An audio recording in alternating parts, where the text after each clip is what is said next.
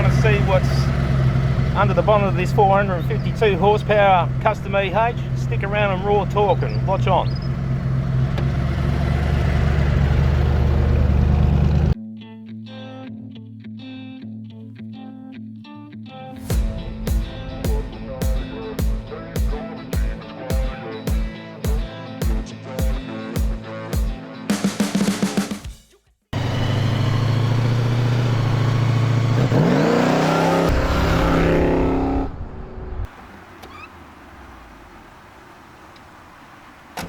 Check it out, guys, 357 cubic inch small block Chevrolet.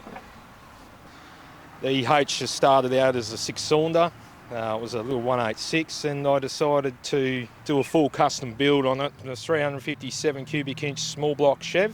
It's a 68 block of a high zinc and 4-bolt mains. It's running all forged internals, alloy head, full competition cam and roller rocker package. Gearbox in there is a Turbo 350 running a 3200 Dominator stall converter, and that's been shift kitted stage 2.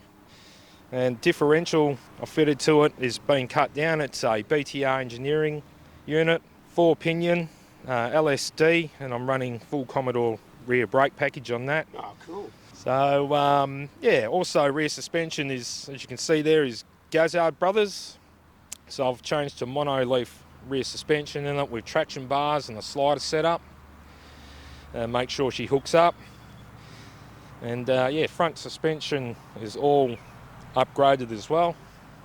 And that's running various components out of different cars.